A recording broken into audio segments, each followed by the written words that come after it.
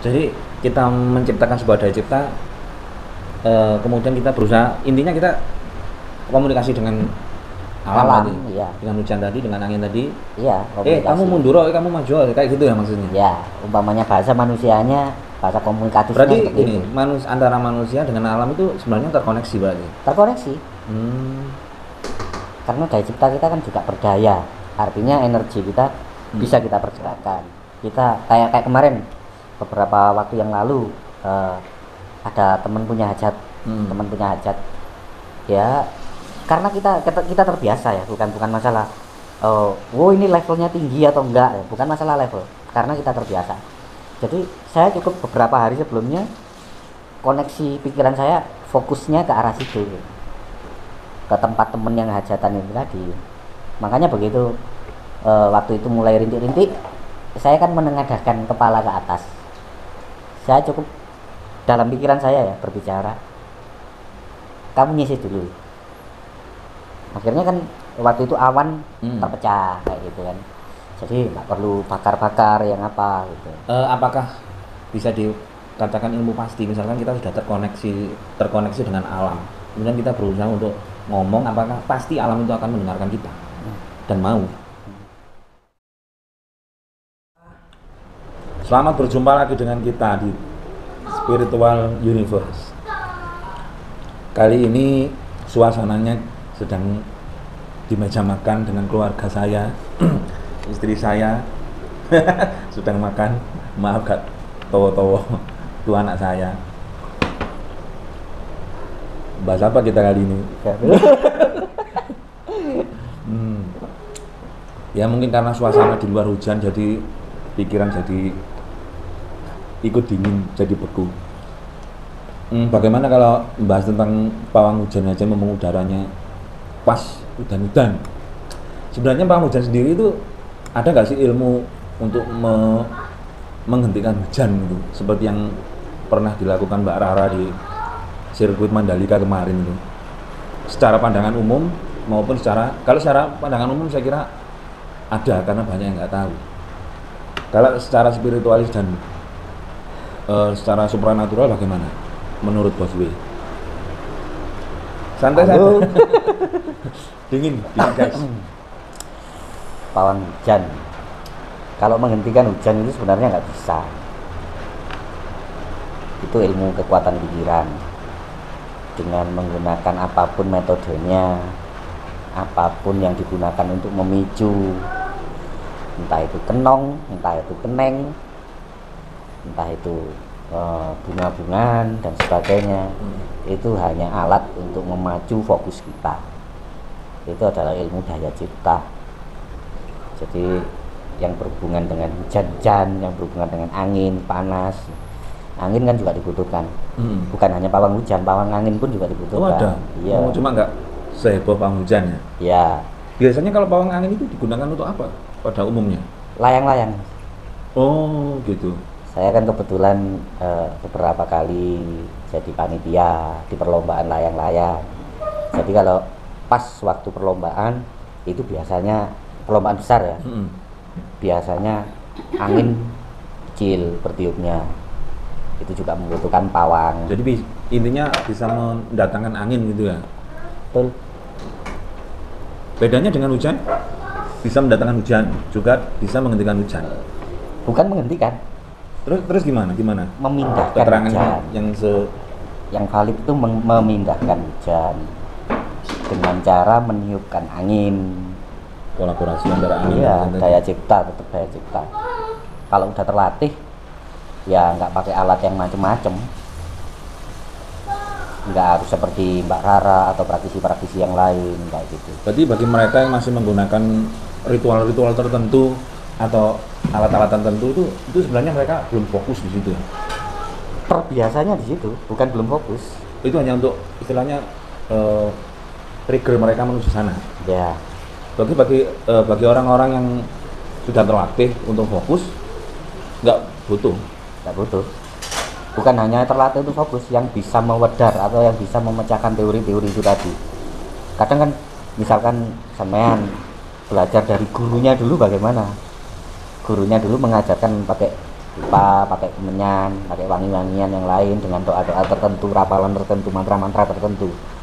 Maka yang masih mengikuti itu berarti belum bisa memecahkan apa ya, teori asalnya gitu. Kenapa kok bisa hujan ini sepertinya tiba-tiba berhenti, atau acaranya nanti sore hujannya sekarang, kayak gitu. Pada dasarnya itu adalah ilmu daya cipta. Jadi seakan otak kita mengalami crashing. Jadi dari alfa, theta, beta, delta, frekuensinya otak itu terfokus pada satu titik tertentu, misalkan ke theta gitu. Ya sesimpel itu. Jadi kita menciptakan sebuah daya cipta, kemudian kita berusaha, intinya kita komunikasi dengan alam tadi, iya. dengan hujan tadi, dengan angin tadi. Iya, Kamu mundur, kamu maju, kayak gitu ya maksudnya. Ya, umpamanya bahasa manusianya, bahasa komunikatifnya. Berarti ini antara manusia dengan alam itu sebenarnya terkoneksi berarti. Terkoneksi. Karena daya cipta kita kan juga berdaya, artinya energi kita bisa kita pergerakan. Di Cina dulu pernah ada, Mas. Di Cina dulu pernah ada perlombaan itu kalau nggak salah tikus. Ya, jadi tikus itu si praktisinya itu mengenakan helm. Helm yang bisa memancarkan sonar frekuensi otak. Nah, itu tikusnya juga dikasih dikasih kalung kayak gitu, kayak helm gitu. Jadi tikus itu nanti diarahkan dengan fokus kita ke kanan, ke kiri, ke kiri. Iya, ada. Iya, ada gitu. Makanya daya cipta itu bisa dibuktikan bukan hanya melalui alat EEG. Di Cina sudah diuji cobakan itu dan ada perlombaannya memang. Jadi kalau kita kayak kemarin beberapa waktu yang lalu ada teman punya hajat, ya karena kita terbiasa ya, bukan masalah ini levelnya tinggi atau enggak ya, bukan masalah level, karena kita terbiasa. Jadi saya cukup beberapa hari sebelumnya koneksi pikiran saya fokusnya ke arah situ, ke tempat temen yang hajatan itu tadi. Makanya begitu waktu itu mulai rintik-rintik, saya kan menengadahkan kepala ke atas. Saya cukup dalam pikiran saya ya berbicara, kamu nyisir dulu. Akhirnya kan waktu itu awan terpecah kayak gitu kan. Jadi nggak perlu bakar-bakar yang apa gitu. Apakah bisa dikatakan ilmu pasti, misalkan kita sudah terkoneksi dengan alam, kemudian kita berusaha untuk ngomong, apakah pasti alam itu akan mendengarkan kita dan mau?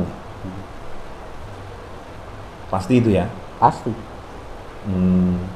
Makanya untuk koneksivitas energi antara pikiran kita dengan semesta, yang terutama di sekitar kita, yang bisa terjangkau oleh mata kita, selain langit, selain bintang, selain bulan, yang di sekitaran kita. Kalau kita sudah berlatih terus, menggembleng itu terus, senantiasa fokus dengan alam, maka saat kita berbicara, alam itu kesannya hening. Ya untuk pawang hujan ya sesimpel itu sebenarnya. Kalau kemarin sebenarnya sempat viral Mbak Rara itu kan dibahas sama si pesulap merah itu, katanya nggak ada ilmu seperti itu, nggak ada. Kalau ada toh hujan berhenti itu hanya sebuah kebetulan gitu loh.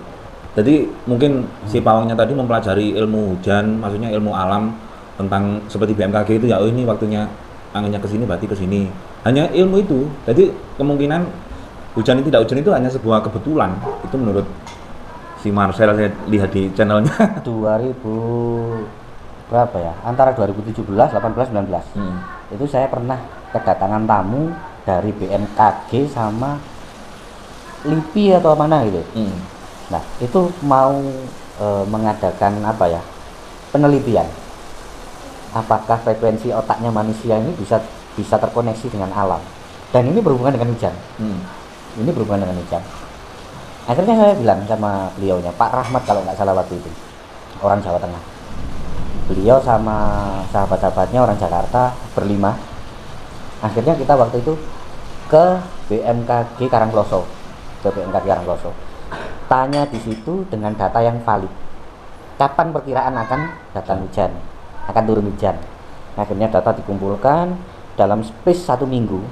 Itu kita ambil hari ketiga kalau nggak keempat, saya lupa, pokoknya di antara hari pertengahan. Ini kan valid datanya hujan di area Singosari hujan. Akhirnya kita demonstrasi di situ, ya udah nggak ada hujan gitu. Hujannya tersisih di setelahnya pasar Singosari sama kalau dari sini sebelumnya rel. Jadi di area pasar itu memang ya nggak ada hujan. Iya.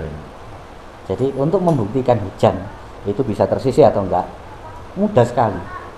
Kapan hujan di BMKG ya, di BMKG datanya kan valid. Nah itu yang kita buat demonstrasi gitu. Jadi nggak semerta-merta, oh sekarang hujan diterangin gitu, nggak bisa. Kita butuh fokus. Fokusnya seperti gini.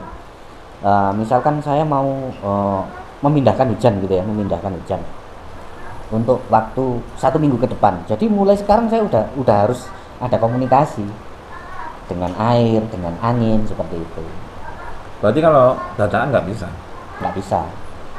Bisa ya, bisa, cuman sifatnya juga sementara gitu. Kalau dulu kan teman tahu sendiri di temen yang punya hajat itu kan ya nggak apa-apa hujan asalkan di atas jam 10 malam. Jadi negosiasi saya dengan hujan itu seperti itu. Akhirnya turun jam 10:30 di atas jam 10 akhirnya. Dalam 2 hari berturut-turut itu.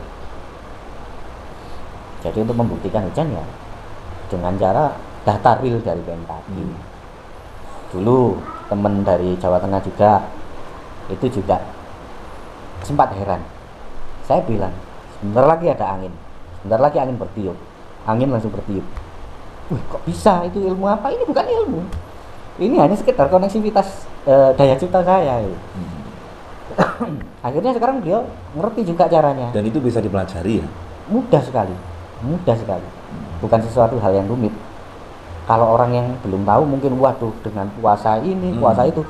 Jalannya saya dulu untuk mencapai di level yang saat ini, di level yang saat ini, saya juga pernah menggunakan puasa-puasa, lelaku, menggunakan media-media. Saya juga pernah mengalami itu. Intinya nanti puncaknya di seperti yang saat ini. Iya, karena saya sudah bisa mengurai. Iya. Mengurai misteri di balik itu apa sih? Kadang-kala kan gini. Kita punya guru, kita punya murid. Kok kadang-kadang murid kita yang seakan-akan doanya itu top chair gitu.